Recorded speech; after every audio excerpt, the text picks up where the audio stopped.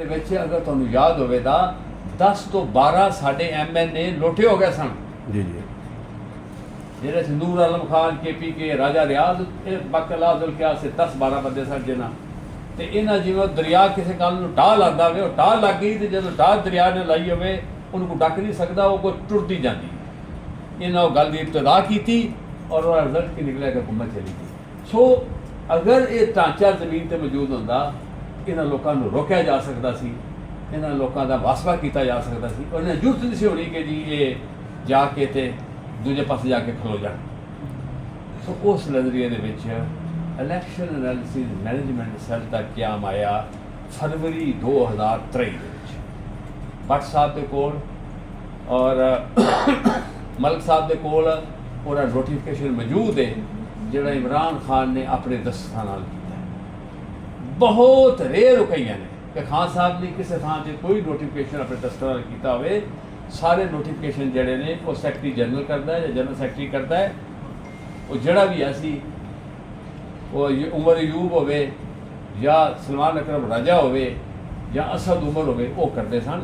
ये वाहिद नोटिफिकेशन है मेरी बेहतरीन मालूमात के मुताबिक जो तंजीमी है जिहड़ा खान साहब ने अपने दस्तां नाल कीता। इट मीनस ये चीज़ां क्लोज टू हिज हार्ट यानी कि उहदे दिल के करीब तरीन सी कि यह बनावीए।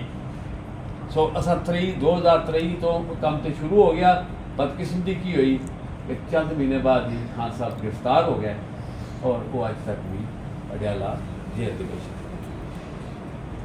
लिहाजा जो गिरफ्तार हो गए असी काम जारी रखिया काम के विच रुकावटां आईयां और बावजूद लगे रहे और उस तो बाद पूरे पंजाब नूं 4 जोनां तकसीम करता गया।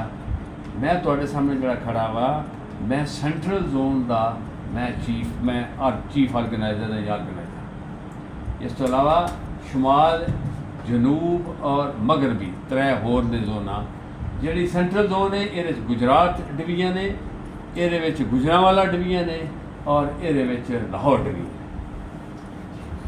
ये 97 MP ये हल्के ने ये 48 MNA के हल्के बहुत बड़ा इलाका है और बहुत बड़ी डिवीजन है जिहदे असीं काम कर रहे हैं। लेकिन मैं तुहानू एलिया ने गुजरात और दसना चाहना वा कि बेहतरीन तरीक़ेकार के मुताबिक हर डिस्ट्रिक्ट दे विच काम चल रहा है।